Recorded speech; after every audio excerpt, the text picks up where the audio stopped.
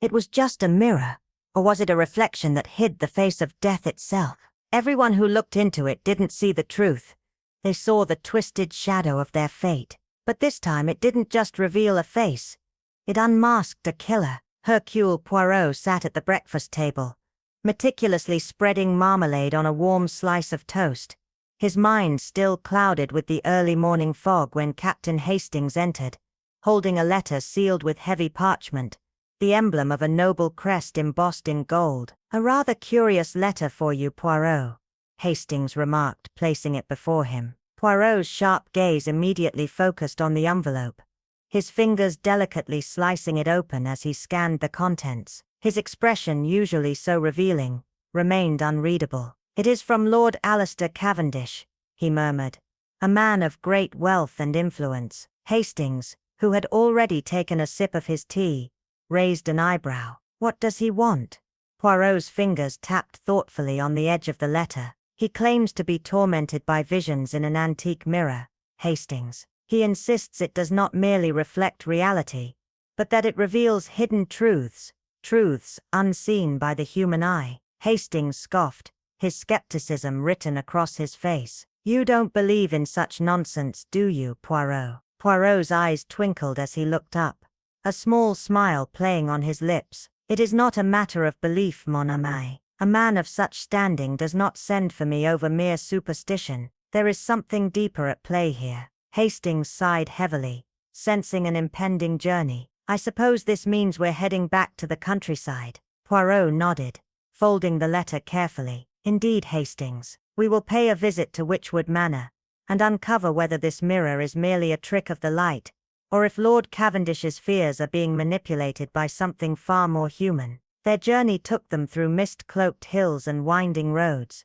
the dense forest towering around them like ancient sentinels guarding forgotten secrets. The carriage rumbled along the path, Hastings settling back, though his eyes flickered nervously toward Poirot, who sat upright, deep in thought. "This whole business about a haunted mirror," Hastings muttered, shaking his head. "It's all absurd, Poirot." "Perhaps," Poirot replied quietly, "but there is something about the conviction in his voice, Hastings. A man of reason does not fear illusions unless he has seen something beyond explanation." Hastings scoffed again, muttering, "Or unless he has a very vivid imagination." Poirot's eyes gleamed. "We shall see, Hastings. We shall see." As they approached Witchwood Manor, the mist parted slightly, revealing the towering silhouette of the estate. The house seemed to crouch against the earth, its stone facade weathered by time, ivy creeping up its sides like the fingers of something ancient. The windows,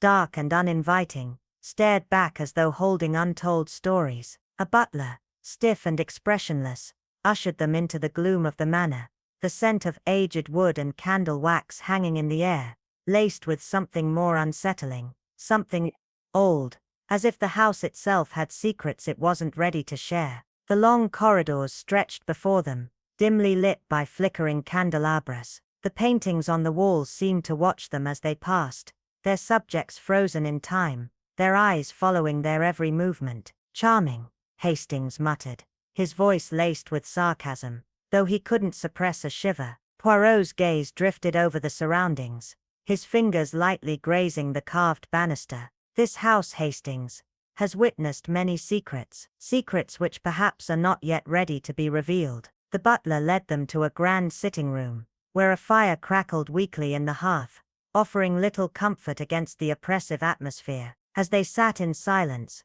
the heavy doors swung open, and Lord Alistair Cavendish entered, a man whose pallor seemed almost unnatural, his sharp eyes darting nervously as though he were expecting something to leap from the shadows. "You came," he breathed, his voice tinged with relief. "Miss Poirot, you must help me. The mirror, it shows things that should not be." Before Poirot could respond, the room's tension was broken by the arrival of others. Lady Elena Cavendish entered next, regal and composed, her dark eyes betraying nothing. "My husband has troubled you with his paranoia, Miss Poirot," she said coolly, adjusting the folds of her silk dress with practiced grace. "I apologize on his behalf." Lord Cavendish flinched but remained silent. Then came Simon Cavendish, their nephew, a young man whose easy charm masked a deeper, more mischievous edge. A haunted mirror, he said lightly, a half-smile curling on his lips. I do hope you can put my uncle's fears to rest, Miss Poirot.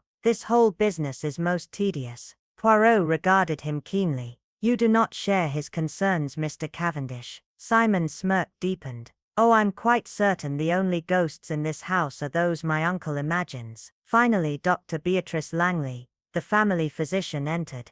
A sharp woman with an air of authority. Lord Cavendish's health has been in decline for some time, she said in clipped tones. I have advised him to rest, but he refuses. Now he insists that a mirror is haunting him. She adjusted her glasses, her eyes narrowing. You are of course free to investigate, but I assure you, Miss Poirot, this is— The evening was thick with an almost palpable stillness, as Hercule Poirot sat in the dimly lit sitting room, his sharp eyes reflecting the flickering candlelight as they fixed upon the weathered walls of Witchwood Manor. The shadows in the corners of the room seemed to stretch unnaturally long, as if they were reaching out hungry for something, perhaps the truth. Captain Hastings, with his usual skepticism, stood by the doorway, arms crossed, his lips curling into a faint smirk as he observed the tension that hung in the air. But even he, with his bravado, could not deny that the house itself, perched in the heart of the countryside, was alive with secrets. The stone walls of the manor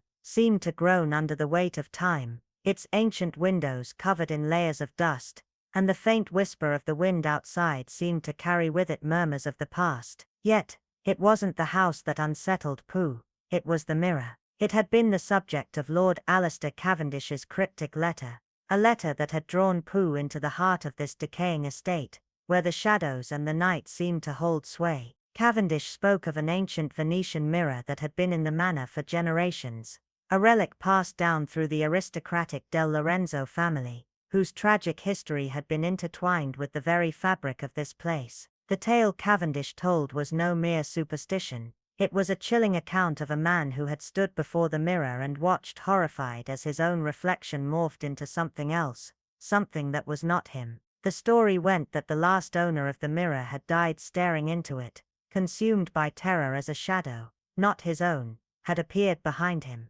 But when he had turned, there was nothing there. His death had been ruled a mystery, but whispers in the halls of the manor claimed the mirror had been the cause.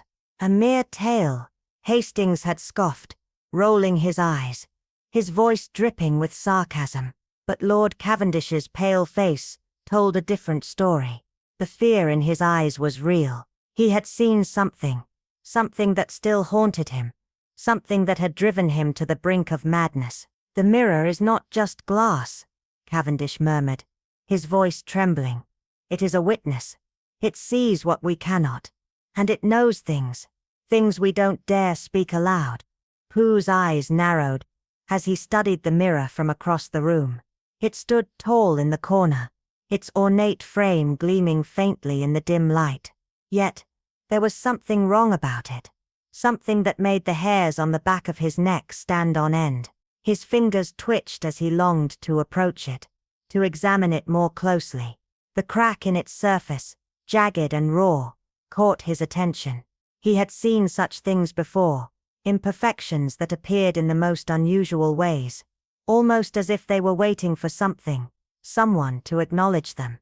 Curious, Poirot murmured softly, his finger tracing the crack in the glass, a crack that had only appeared recently, 2 weeks ago, when the atmosphere in the house had shifted dramatically.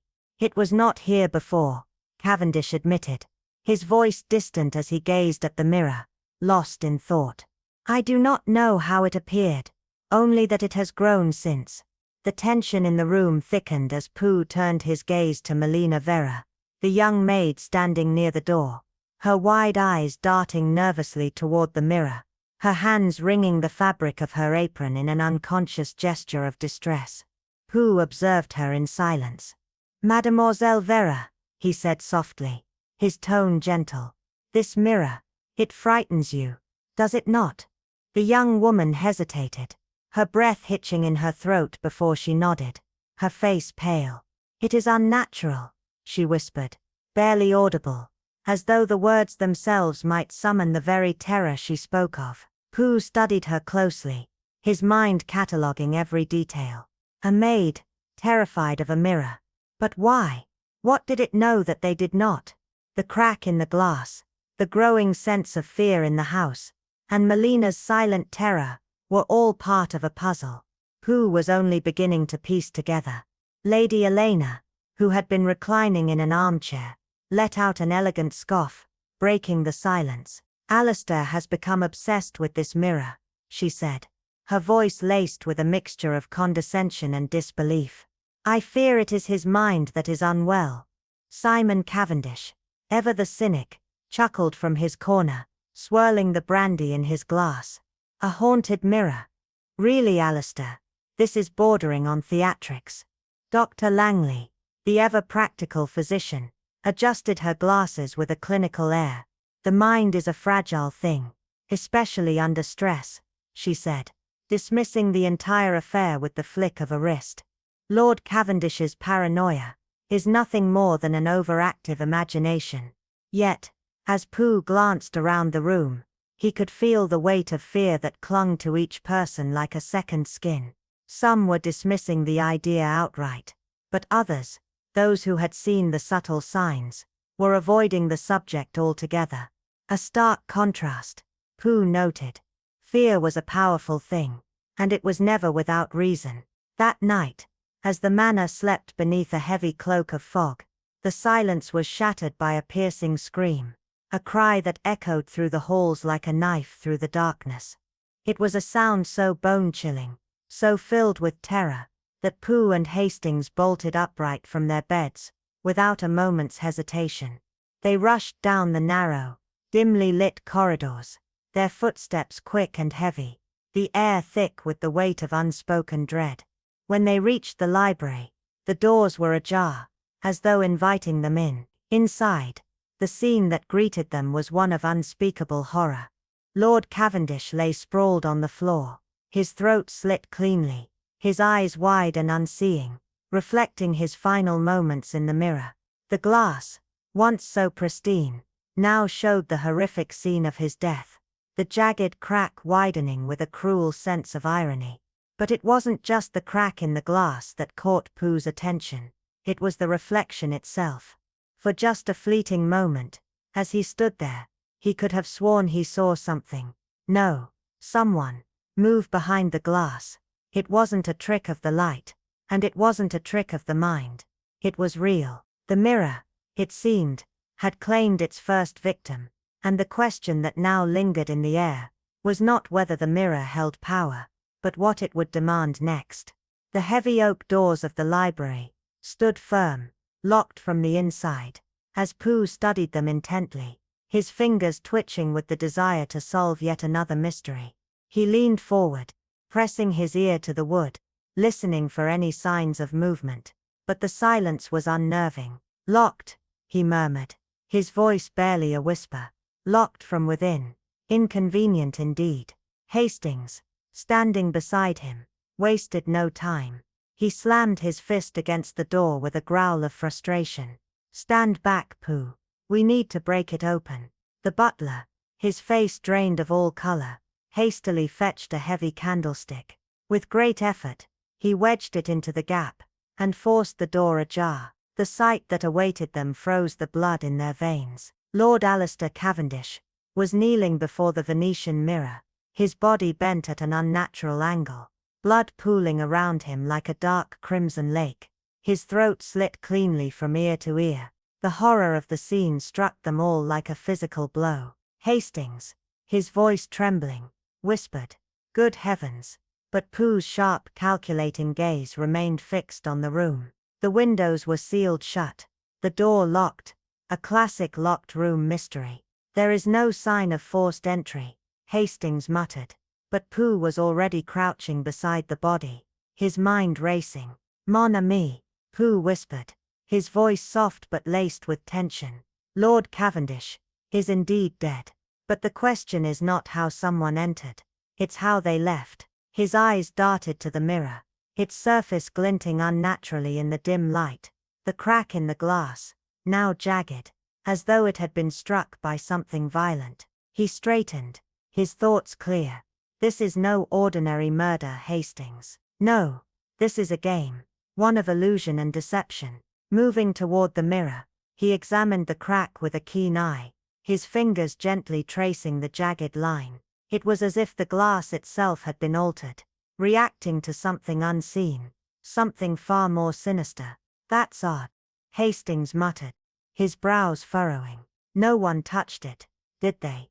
Pooh's voice was calm, but edged with an unsettling certainty. No, and yet it has changed. His gloved hand rested on the glass, a strange sensation passing through him, as if the mirror were a living, breathing thing. There is something unnatural about this mirror, mon ami. Either it is reacting to something, or it is being used to conceal the truth. Hastings shuddered, his unease growing. I don't like this, Pooh. It feels wrong, unnatural. Pooh's gaze remained steady. It feels wrong because it does not yet make sense. But Hastings, all things can be explained, even the impossible. Standing, he turned his attention to the rest of the room, his mind already working, piecing together fragments of evidence that didn't seem to fit. Come, he said softly, his voice a command now. Let us see what Lord Cavendish has left behind. He crouched near the fireplace, his fingers absently picking up a small burnt matchstick from the hearth, rolling it thoughtfully between his fingers. Curious, he murmured, more to himself than to Hastings. A matchstick. Hastings, ever the skeptic, looked over his shoulder. A matchstick. Really, Pooh? Pooh smiled faintly, his eyes never leaving the small object in his hand. Ah, Hastings, in a case where nothing makes sense, even the smallest detail must be considered. His eyes shifted to the rug beneath them, where a small bloodstain had been left, separate from the body. He pointed toward it, his voice steady but full of quiet intrigue. Blood, but not in the expected place. Why is it not pooled with the rest? Unless, of course, the body was moved. Hastings paled, his mind grasping at the implications. Moved. But how? The doors were locked. Pooh's smile deepened, his tone cold with revelation. Indeed. And yet it was moved. Before Hastings could respond, a soft voice interrupted them, sending a chill down their spines. Melina Vera, the maid, stood hesitantly at the threshold, her hands twisting nervously in her apron. I heard whispers, she whispered, her voice barely audible. Before the scream, soft voices, arguing, low, like someone speaking, but not clearly. Pooh's expression darkened, his eyes narrowing as he regarded the maid. Whispers, Mademoiselle Vera. And yet, when we arrived, Lord Cavendish was alone. So I must ask you, who was he speaking to? The maid trembled, her lips parting as though she might speak but found herself unable to. She shook her head, refusing to meet Pooh's unyielding gaze. I don't know, she stammered, her voice a fragile whisper. Pooh stood, his mind already whirling. The pieces are scattered, Hastings. Now let us see who fits them together incorrectly. Simon Cavendish, the younger brother, was the first to break the silence. Well, isn't it obvious? He barked, his voice sharp with accusation as he turned to the others. Charles Winthrop. He had access to every corner of this estate. He knew it inside and out. And let's not forget, Alistair planned to change his will, didn't he? Isn't that why he was going to cut him off? Winthrop had the most to gain. Charles Winthrop, the estate manager, stiffened, his eyes flashing with anger. That is untrue, he snapped. But the tension in his voice betrayed his calm exterior. Lady Elena, ever the voice of reason, or at least of high society dismissal, sighed, her hand fluttering, as she leaned back in her chair. Oh, stop dramatizing, Simon. No one killed Alistair for his money. If anyone had a motive, it was you. How much do you owe in gambling debts? Exactly. The accusation hung in the air, sharp and biting, as Simon's face flushed with fury. The tension in the room grew thick, like a noose tightening around their necks. And in the corner, the mirror remained still, watching them all, its cracked surface reflecting more than just their faces. It reflected their darkest secrets, secrets they may never escape. Simon's face hardened, his eyes narrowing into steely slits. "I had no reason to kill him," he declared, his voice tight. "He was paid off, wasn't he?" Poirot held up a hand, his expression calm but resolute. "Enough, Simon. If we throw accusations like confetti, we'll only bury ourselves under them," he said, his tone sharp yet measured. Turning to Lady Elena, he addressed her directly. "You claim to have been in your room at the time of the murder." She nodded, her expression unwavering. "Ask anyone," she replied coolly. Poirot then shifted his attention to the maid, Meline Vera, who stood by the doorway, eyes darting nervously. "Mademoiselle Vera," Poirot's voice softened, but held an underlying edge. "You saw someone walking the halls, did you not?" The maid hesitated, wringing her hands in her apron. "I thought I saw Lady Elena near the library, but it was late, and I may have been mistaken." A flicker of something unspoken passed over Lady Elena's face, but it was gone as quickly as it appeared. "So now," she said, with a thin smile, "the words of a mere servant carry such weight." Poirot's smile was one of knowing amusement. "In my experience, it is often those dismissed who hold the greatest truths." The room fell silent as Dr. Beatrice Langley, the house physician, stepped forward, her voice sharp and clinical. "This is a tragedy, of course," she began, adjusting her spectacles with precision. "But I must be frank, M. Poirot. Lord Cavendish was not a well man." Poirot turned to her, with quiet amusement. "Ah, doctor, you suspect his demise was merely a failure of the heart?" Dr. Langley nodded confidently. "Precisely. He had suffered from dizziness, anxiety. His obsession with that mirror, his insistence that it was haunting him, was symptomatic of a deteriorating mind." Hastings frowned, voicing the contradiction. "But his throat, it was slashed. That's not something one does in a fit of delirium." Dr. Langley was unperturbed, possibly self-inflicted, in a final fit of madness. Poirot's expression darkened as he studied the body. He exhaled deeply, his voice quiet but firm. "Madame, your theory is admirable, but it does not satisfy. This man was on his knees when he died."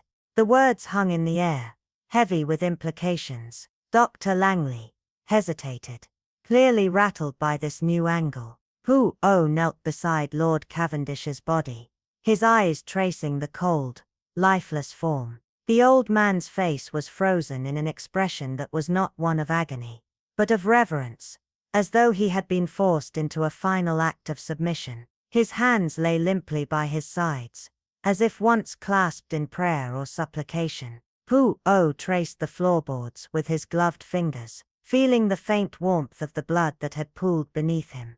"He was alive not long before we arrived," Poirot murmured. "But why kneel?" Hastings asked, his voice laced with confusion.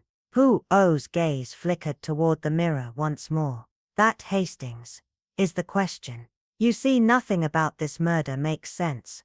Nothing at all. And yet the body, the position, the blood, it all points to that mirror." Poirot's voice dropped to a whisper, almost as if speaking to himself. Was he kneeling in fear, or in worship? A cold chill swept through Hastings, as he processed the implications. "What are you saying, Poirot?" Poirot stood suddenly, his posture commanding. "I am saying, Hastings, that this murder was not simply an act of violence. It was a performance, a grotesque, orchestrated performance, and our dear Lord Cavendish was forced to play the lead role." Poirot moved toward the Venetian mirror, his steps slow and deliberate. The crack in the glass had spread further, jagged and ominous, as though the mirror itself was holding some dark secret. He reached into his pocket and pulled out a handkerchief, wiping it lightly across the surface of the glass. When he pulled it away, the pristine white fabric was untouched by dust or grime. "Très intéressant," he muttered under his breath. Hastings frowned, stepping closer. "What's so special about that?" Poirot's eyes were sharp. His voice calm but loaded with meaning. This house, Hastings. Everything here carries the weight of dust, of time. And yet this mirror. His voice trailed off. It has been wiped clean. Dr. Langley scoffed, rolling her eyes. Perhaps someone simply dusted it. Poirot. What's the crime in that? Poirot's gaze sharpened. Dusting, perhaps. But tell me, doctor, what is it that one seeks to remove from a surface after a murder? Dr. Langley's lips tightened, but she remained silent, unwilling to answer. Poirot stepped back, his eyes never leaving the mirror. No, no, no. This was not dusting. This was erasing. And the question, my dear doctor, is what was here before? Poirot stood before the mirror, his expression unreadable. The crack in the glass had grown even more pronounced, as though it was alive, growing, shifting, waiting to reveal something hidden. The room held its breath as the answer to that question loomed ever closer. Simon's jaw clenched, a silent storm brewing in his chest. I had no reason to kill him, he muttered, though the uncertainty in his voice betrayed him. He paid them off, didn't he? His words, sharp like a knife, hung in the thick air, awaiting judgment. Poirot raised a hand, his fingers slicing through the tension with surgical precision. Enough, he declared, his tone heavy with authority. If we throw accusations like confetti, we shall be buried under them. His gaze turned to Lady Helena, who sat motionless in her chair, a picture of calm. Lady Helena, Poirot continued, his voice like a soft whisper of silk. You claim to have been in your room at the time of the murder. Can anyone confirm this? She nodded without hesitation. Ask anyone, she said coolly, though there was a flicker of something else, something fleeting, beneath her composed exterior. Poirot turned then to Mélanie Vera, the maid who had hesitated in the background. Mademoiselle Vera, you saw someone walking the halls that night, did you not? The maid shifted uncomfortably, her eyes darting nervously. I saw Lady Helena near the library, but it was late, and I may have been mistaken. Her voice trailed off, and Poirot's eyes narrowed, catching the subtle shift in Lady Helena's demeanor. The briefest flicker, the faintest shift in her gaze. A smile played at the corners of Poirot's lips as he leaned in slightly, his voice steady but imbued with a quiet knowing. So now the words of a mere servant dictate suspicion? He asked. Lady Helena's gaze sharpened, a flicker of defensiveness in her posture. Indeed, she replied, her voice cold as ice. Poirot smiled with a knowing glint in his eyes. Madame, in my experience, it is often those dismissed as insignificant who hold the greatest truths. The words hung in the air, heavy with implication.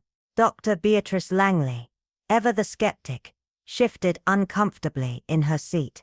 This is a tragedy, of course, she interjected, her voice clinical and detached. But I must be frank, Monsieur Poirot. Lord Cavendish was not well. Poirot regarded her with quiet amusement, as if her words were nothing more than a fleeting distraction. Ah, doctor, he replied. You suspect his demise was merely the result of a failing heart? Dr. Langley nodded, her lips tightening in a thin line. Precisely, she said. He had suffered from dizziness, anxiety. His obsession with the mirror was symptomatic of a deteriorating mind. Poirot's brow arched, and with a soft chuckle, he leaned forward. Ah, doctor, he murmured. Your logic is admirable, but your theory, it does not quite satisfy. Dr. Langley stiffened, her eyes flashing with irritation. Why not? She demanded.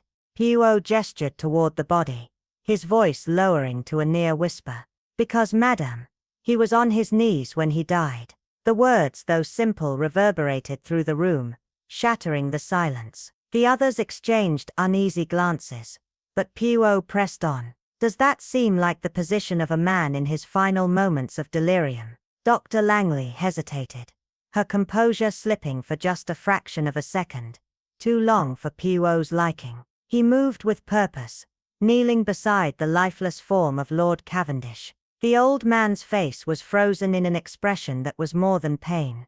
It was something else, something akin to reverence, something akin to submission. Poirot traced his finger along the polished floorboards, noting how the blood had pooled in odd directions, as if it too were following some unseen pattern. His palm brushed against the floor, still warm. "He was alive not long before we arrived," he murmured, almost to himself. Hastings shifted uncomfortably. "But why would he kneel?" he asked, his voice edged with confusion. Poirot tapped his temple lightly. "And yet, mon ami, nothing about this murder makes sense." His eyes flickered toward the mirror once more, drawn to it like a moth to a flame. The positioning of the body, the way the blood had spread, it all seemed to center around the cursed reflection. Was he kneeling in fear?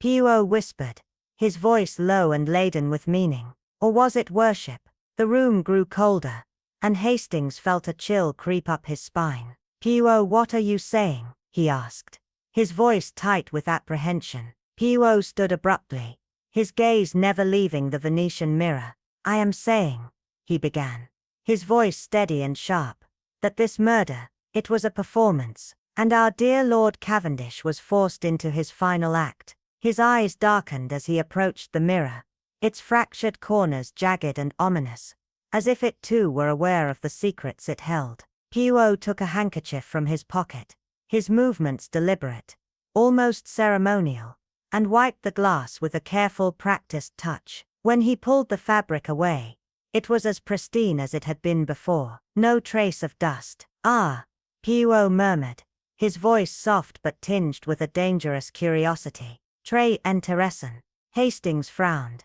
"What is it?" he asked, his voice filled with unease. Poirot turned toward him, his voice calm but with an edge that made Hastings' skin prickle. "This house is old, mon ami. Everything here carries the weight of time, of dust, and yet this mirror, it has been wiped clean." Dr. Langley scoffed, her skepticism dripping from every word. "Perhaps someone simply dusted it," she said, dismissing his theory with a flick of her hand. "Is that a crime now?" Poirot's gaze sharpened, and his lips curled into a faint smile. "Dusting perhaps," he said. "But tell me, doctor, what is it that one seeks to remove from a surface after a murder?" Dr. Langley's lips thinned, but she remained silent. Poirot stepped back from the mirror, his eyes never leaving the glass. No, this was not dusting," he murmured. "This was erasing." His voice dropped to a near whisper. "The question is, what was here before?" His eyes remained fixed on the cracked surface of the glass,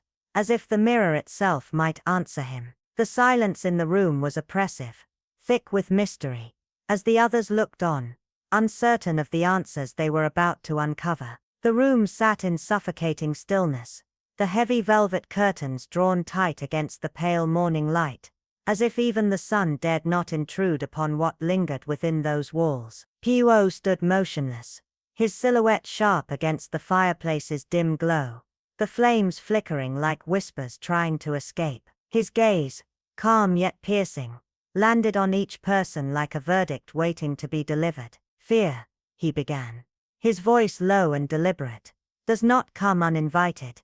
It roots itself when the truth is near." All eyes turned toward Moulin, who stood near the paneled door, her face pale, her hands twisting the lace of her cuff, as if hoping it would unravel the memories she now carried. "You said Lord Cavendish locked himself in the library that night," Poirot said, his voice barely above a whisper. "But what exactly drove him into such desperate solitude?" Meline's throat tightened, her voice cracking under the weight of what she remembered. "It was the mirror," she confessed, finally, her eyes avoiding the ornate object on the far wall. "He was terrified of what it might show him." A hush fell. The words, simple yet chilling, slid through the room like a blade. Poirot's eyes narrowed, turning slowly toward the large Venetian mirror framed in carved gold, cracked diagonally across its surface like a wound that refused to heal. "And yet," he murmured, stepping toward it, "on the very night of his murder, he was found kneeling before it, as though finally ready to confront the thing he feared most." His fingers trailed along the edge of the mirror's frame with slow precision, pausing on a subtle irregularity, in the otherwise perfect symmetry. Mon Dieu, he whispered. Do you see it, Hastings? This frame is not merely ornamental. It hides something. The craftsmanship. Ornate, yes, but too exact, too precise. This was built to conceal, not to decorate. Hastings leaned forward, squinting. Now that you mention it. Poirot turned abruptly to Charles Winthrop, the estate manager. Monsieur, during your tenure, has this mirror ever been removed or examined? Winthrop hesitated, visibly troubled. No, sir. Lord Cavendish explicitly forbade it. Poirot nodded slowly, a grim satisfaction curling at the edge of his lips. Because he was not afraid of the mirror itself, he said, but of what it might reveal. The silence deepened like a trapdoor opening beneath them. Poirot stepped back, arms folded, voice steady as iron.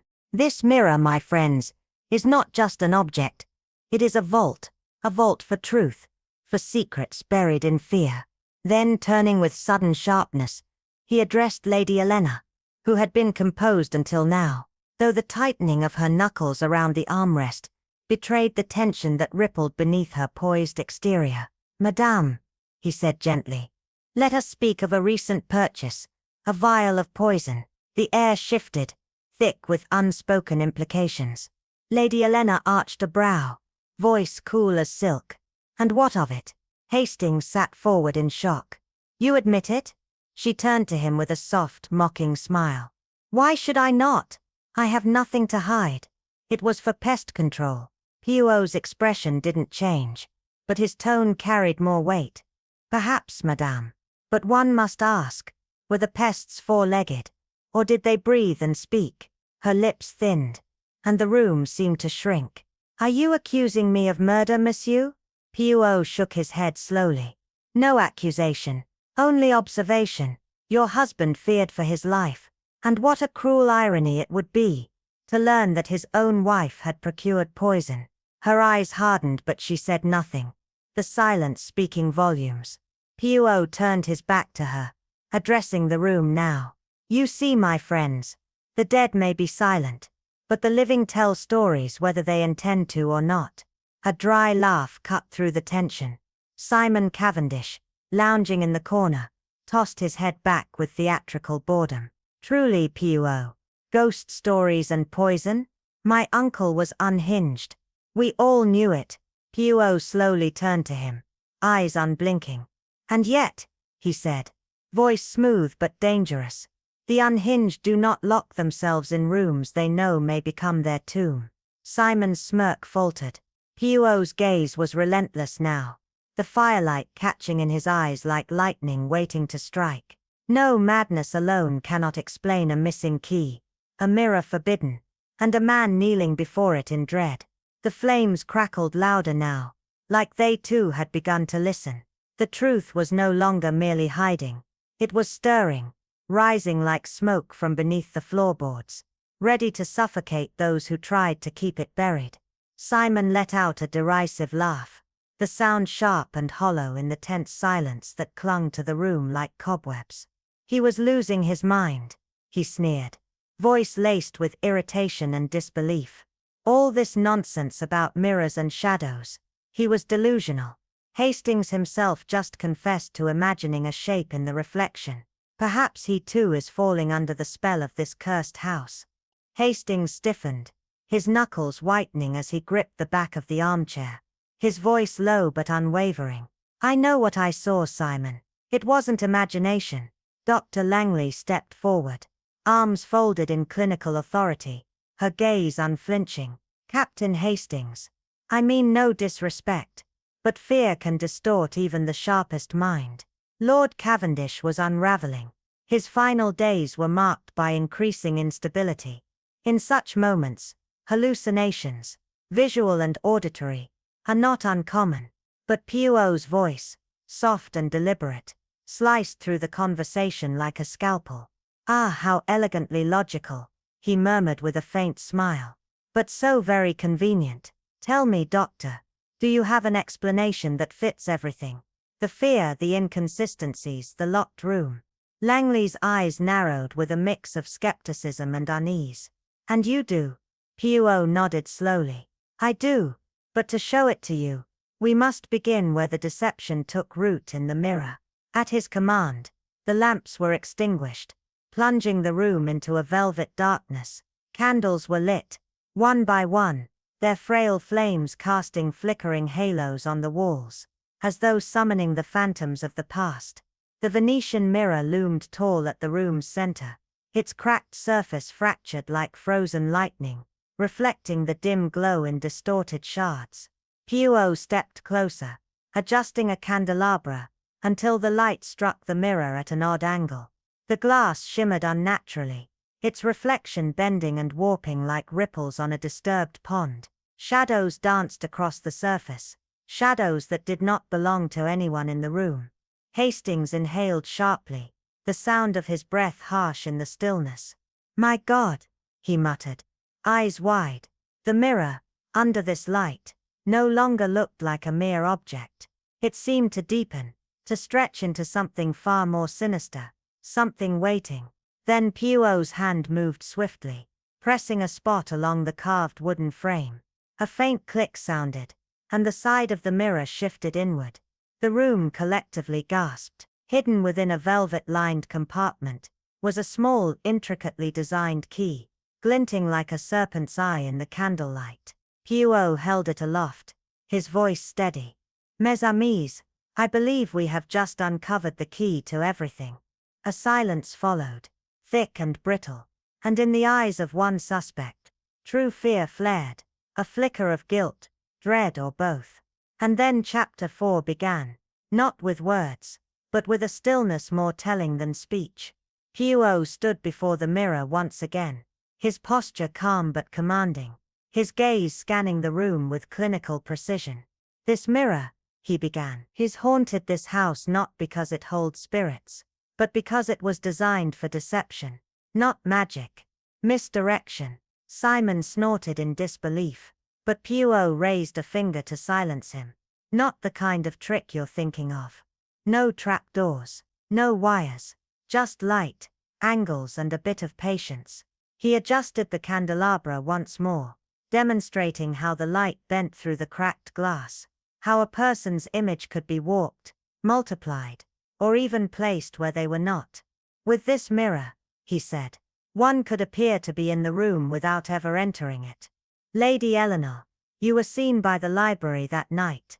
But what if it wasn't you? Just your reflection? A collective chill passed through the group. And what if, he continued, voice lower now, more dangerous, the killer used this illusion to unnerve Lord Cavendish, to manipulate what he saw in his final moments and drive him to the edge.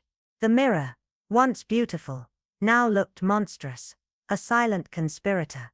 Poirot stepped away, and began retracing the library floor with slow, deliberate steps. Two details, he said softly, that never fit. He crouched and pointed to a faint bloodstain, isolated and separate from the primary pool. Why is this here, away from where the body was found? Unless it was moved. Hastings frowned, confused. But the room was locked. Poirot tapped his temple. Exactly. Which means the killer was already inside when Lord Cavendish died. Gasps spread. Poirot walked to the fireplace, pulling out a nearly invisible half-burnt matchstick. And this, small yes, but significant, someone lit the fire. Someone needed just enough flickering light to shape shadows. Illusions. They didn't kill Lord Cavendish in panic. They created a stage, a performance. And this mirror was the centerpiece. A match lit in this very room. But why? Winthrop, the estate manager, narrowed his eyes, his voice low with confusion. To light a candle perhaps. He offered hesitantly, but Poirot, already lost in a different thread of thought, dismissed the notion with a subtle shake of his head, his gaze fixed on something only he could see.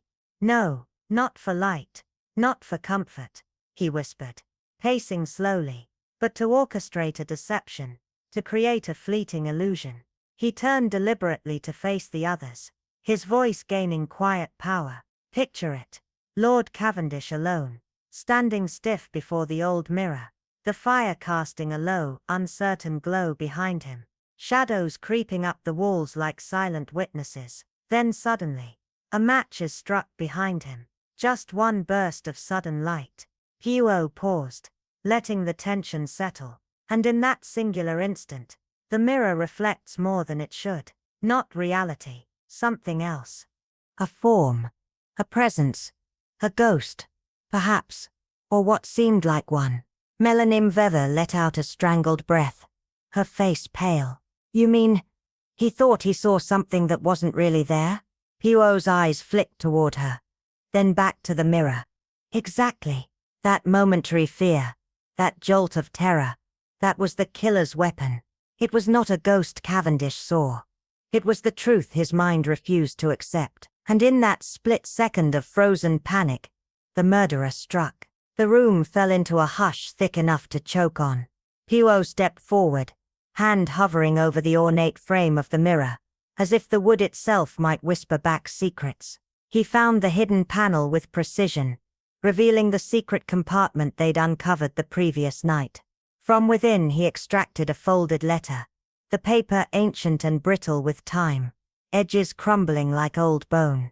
Poirot unfolded it with reverence, revealing Lord Cavendish's fading script. "I am being watched," he read aloud, his voice echoing in the quiet room. "I do not know who I can trust anymore. My food tastes strange. My hands shake. They say I am unwell, but I know better. Someone is poisoning me." Poirot's voice began to slow, as he reached the final line. "The mirror," he said. Then a pause, like the paper itself was afraid of what came next. "The mirror knows the truth."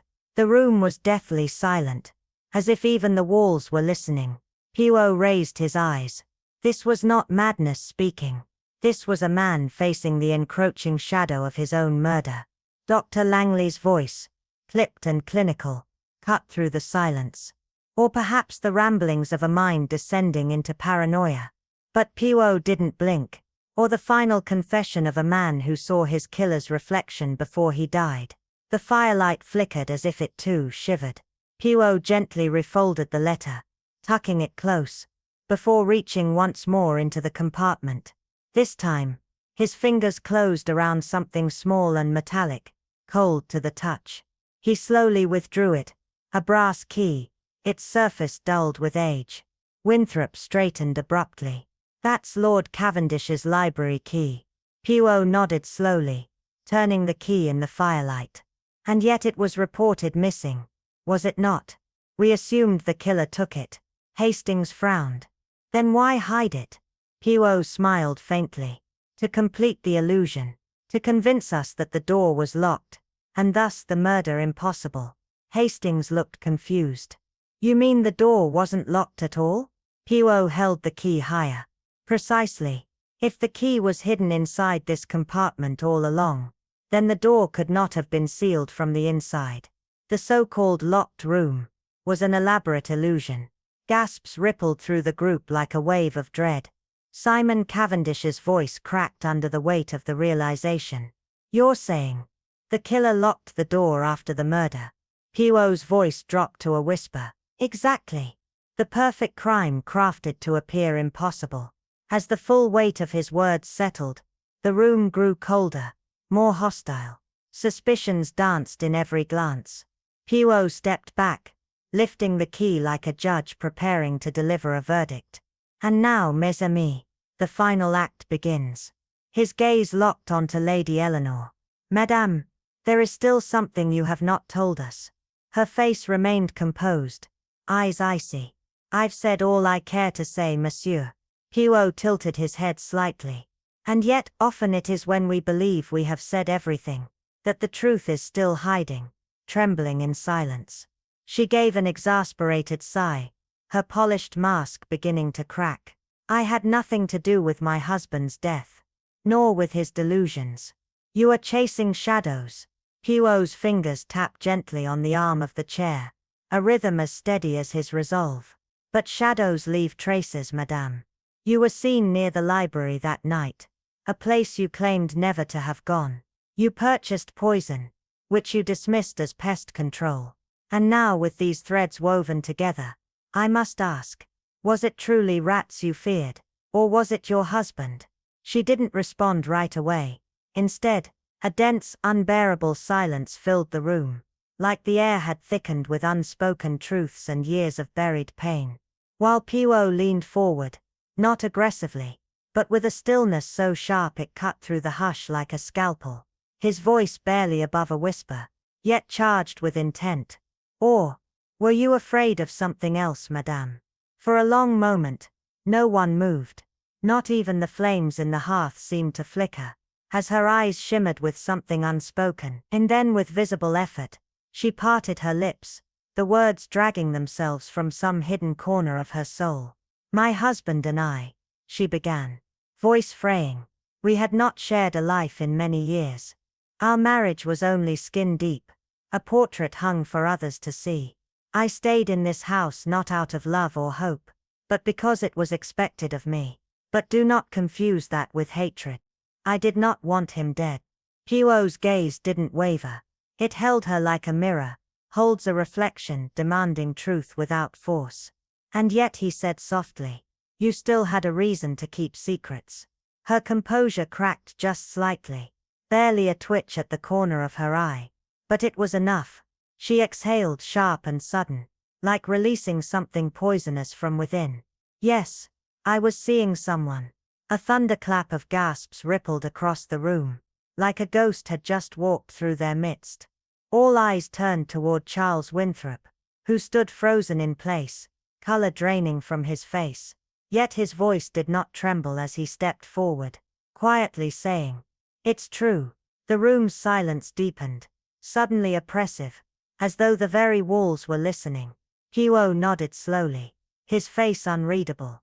A secret that could shatter reputations. Yes, but not, I think, a reason to kill. Lady Eleanor lifted her chin with cold pride, but behind her eyes flickered fear, raw and fleeting. So now that you know, she said, voice laced with defiance, will you finally stop wasting my time?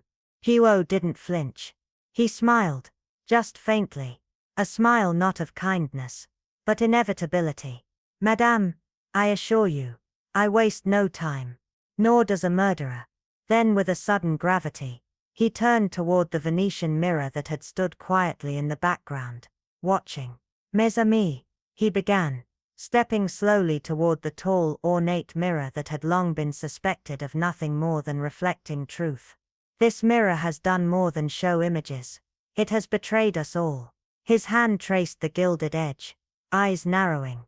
When we first discovered Lord Cavendish, the room was locked. He was kneeling before this mirror, as if praying to his own reflection. There was no sign of struggle, no weapon, no intruder. And yet, he turned toward Hastings. Do you recall what you saw, mon ami? Hastings looked as if he had just remembered a nightmare. A shadow, a figure in the mirror. But it was nothing. A trick of the light. Poirot's voice sharpened. No, Hastings. It was a trick, but not of the light. It was the killer's trick. The mirror had been angled, ever so subtly, to create an illusion. A ghost where there was none, and a void where there should have been someone. This mirror didn't just reflect a lie. It became one. The murmurs swelled again, growing into a chorus of disbelief. Poirot turned to face them all. That, mes amis, is how the killer vanished from a locked room. How they killed unseen. They were never truly gone. They were merely hidden, erased by angles and shadows. As the household gathered in the dim glow of flickering candles, their faces pale with realization, Poirot took his place at the center like a conductor preparing to deliver the final blow of a dark symphony. We are nearing the end of our tale, he said, his voice carrying effortlessly. Lord Cavendish was not stalked by phantoms, but by truth. And it was truth that murdered him. He stepped forward, the firelight catching his eyes like glass. He was poisoned but not swiftly. It was slow, measured, designed to mimic illness. But he suspected. He sought answers. And once he found them, his voice dropped. He had to be silenced. The mirror was used in the final moment, not as decoration, but as deception, a tool, a weapon of distraction. This murder was not rage. It was choreography, a flawless performance. He paused, eyes narrowing as he scanned the faces once more. But perfection, my friends, is delicate. And tonight, it fractures. A stillness fell so complete, it felt as if even time had paused. Poirot's voice rang out, clear and absolute. The killer of Lord Cavendish is in this room. Right now, watching, breathing. Someone shifted. Someone gasped. Poirot straightened, folding his hands behind his back like a judge pronouncing verdict. And now, mes amis, we invite the truth to speak. Superstition, they whispered. But I assure you, Poirot said, his voice slicing through the charged silence like a blade. What you mistook for the supernatural was never the work of spirits. It was precision, deception, and darkness, masquerading as myth. Lady Eleanor crossed her arms tightly, her eyes narrowing. You speak in riddles again, detective. Poirot gave a slight nod, the kind that came before a storm. Then allow me to show you how the illusion of a ghost masked the cold intent of a killer. He turned toward the towering Venetian mirror at the room's edge, its surface catching glints of firelight like a secret trying to escape. Let us walk back to the night in question, when Lord Cavendish was discovered, his throat slit, kneeling as if in prayer before this very mirror, the door locked, the room untouched. An impossible crime, unless reality itself had been tampered with. He cast a knowing glance at Hastings. Do you recall, mon ami, what we saw that night? A reflection, but not a truthful one. Hastings blinked, the memory creeping back like fog. Yes, a shadow, a figure, and then nothing. Poirot's voice grew darker. That nothing was everything. The mirror had been manipulated, angled to create a perfect illusion. The murderer stood in that very room, mere feet from their victim. Yet Lord Cavendish saw only the lie the mirror told him. A scoff rang out from Dr. Poirot Langley, but Poirot silenced her with a stare sharp enough to cut glass. Absurd. And yet he knelt, not in reverence, but in terror. Not before a phantom, but before his own death. He believed he saw a ghost. Yes, but in truth, he saw a specter of betrayal. Poirot's voice dipped, each word laced with gravity. It was his killer he saw, a person hidden in plain sight by angled reflection, masked by trust and time. And when the moment came, they stepped forward and struck. A collective breath hitched in the room. The brilliance of the act was not in bloodshed, but in the weeks leading up to it. Poirot said, reaching into his coat, and retrieving a small glass vial, its contents still shimmering faintly. This was found in his private study. A poison, subtle and slow. 1 drop at a time, administered daily. Not enough to kill, only enough to unravel the mind. Gasps rippled like a rising tide. He wasn't going mad. He was being driven there. His trembling hands, his paranoia, his visions. It was not madness. It was method. Simon's face turned pale. You mean, someone made him believe he was losing his mind? Poirot nodded slowly. And that someone ensured no one would believe him. Until it was far too late. He turned slowly, deliberately, to face Dr. Langley. Doctor, you alone administered his medication. You dismissed his fears. You convinced everyone that his mind was deteriorating. Langley remained composed, but her fingers curled just slightly against the chair's arms. You poisoned him, then gaslighted him into silence, and when he began to resist, you used the mirror to make him see his own death before it came. Poirot took a slow step forward, voice nearly a whisper. But you made one mistake. The room felt breathless. You believed the mirror would conceal your crime. But in truth, it revealed it. Because when we turned it, just slightly, we found what you had hidden. A letter. His final words, tucked behind the frame. A confession of fear. And a name. Langley's facade shattered, her eyes flicking toward the mirror with a hint of panic, as Poirot delivered the final blow. You did not kill out of rage, Doctor. You orchestrated it with cold precision. You turned trust into poison, and fear into silence. But the mirror did not lie. It saw you. And now so do we. The air inside Ravenbrook Hall felt thick, as if even the very walls were holding their breath, waiting for the truth to surface. Detective Armand Duval, his figure a silhouette against the dim candlelight, moved toward the towering cheval mirror, its glass reflecting the shadows of the gathered onlookers. A cold chill ran through the room as Duval's voice broke the silence, low but clear. "You all see a simple mirror," he said, his gaze never leaving the gleaming surface. But this was no ordinary reflection. This mirror was a tool, an instrument of illusion, used to create a death that seemed inevitable, yet was carefully crafted by a mind so warped by greed and cunning, that it twisted reality itself. His words hung heavy in the air like a storm cloud ready to burst. Lady Bellamy, her usual composure rattled, gripped her pearls tighter, while Colonel Ashcroft's sharp eyes flicked between Duval and Dr. Alara Whitcomb, who stood unnervingly still at the far end of the room. "You're suggesting a mirror killed Lord Redwyn?" Ashcroft scoffed, his voice tinged with disbelief, but Duval's unwavering gaze never wavered. "Not the mirror, but what it concealed," Duval replied, his voice turning colder. "It hid the truth, just as it hid the murderer." He turned slowly, scanning each face before his gaze settled on Dr. Whitcomb. "Dr. Whitcomb, you were more than just Lord Redwyn's physician. You were his silent executioner. Poison was your weapon, and fear your ally. You slowly poisoned his mind, literally and figuratively, until he was a shell of the man he once was, a prisoner to his own paranoia." There was a collective intake of breath, and Lady Bellamy whispered, "Is that true?" Duval's eyes never left the doctor. "It's the truth," he stated simply. He took a deliberate step toward the mirror, his fingers lightly brushing the cold, intricate frame. "This," Duval continued, his voice steady, "was where the illusion was perfected. The mirror was angled just so, casting a reflection that was not quite what it seemed. When Lord Redwyn knelt, consumed by fear, believing his death had come for him, he did not see a spectre. He saw you, Alara. You used this very mirror to create the illusion of a ghost, a shadow standing behind him. But the reflection, though distorted, was not a trick of the glass. It was the truth, his killer, standing just behind him, hidden in plain sight."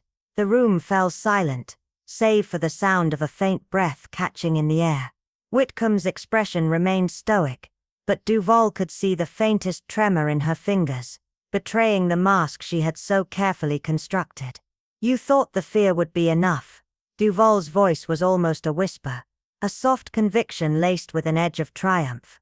"You believed that the terror would make Lord Redwyn an easy victim, and it did. But you made one fatal mistake. You underestimated him." The detective moved swiftly, pulling out a fragile yellowed envelope from inside his coat. "This letter," he said, holding it up for all to see, "was found behind the mirror, hidden from all eyes. In it Lord Redwyn confessed his suspicions, not of ghosts, but of betrayal. He knew someone close to him had been poisoning him, driving him to the edge of madness. And when the time came, he made sure that the truth would be known, should he fall victim to your plot." A heavy silence followed, broken only by the soft rustle of the letter, as Duval slowly laid it down on a nearby table. "You made him believe he was losing his mind, but he was not mad. You slowly unraveled his sanity with poison, all while convincing those around him that his mind was failing. But what you didn't count on," Duval paused, letting his words sink in, "was the clarity he held in his final moments."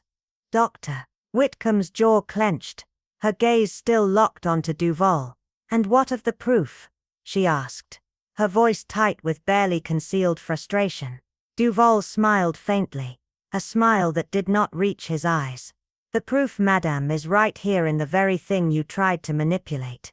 This mirror was your accomplice, but it also became your downfall. You angled it just so, erasing every trace of what really happened, covering up your crime with a perfect illusion. But you couldn't erase the truth, no matter how hard you tried.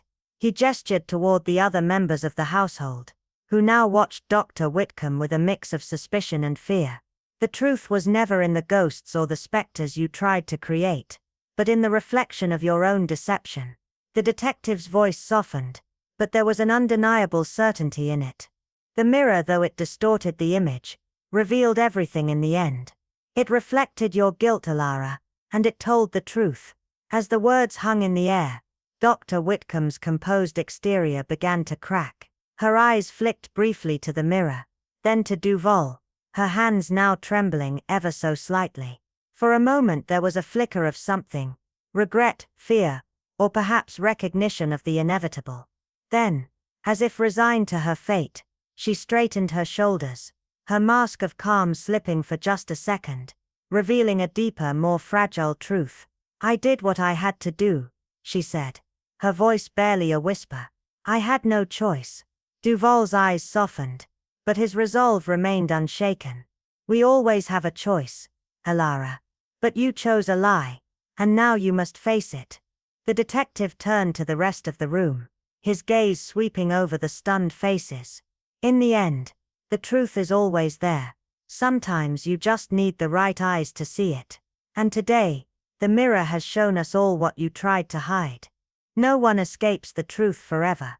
As the weight of his words settled into the silence, Dr. Whitcomb's mask finally shattered. The carefully constructed walls around her crumbled, and in that moment, the truth of Ravenbrook Hall, long buried beneath layers of illusion, was laid bare.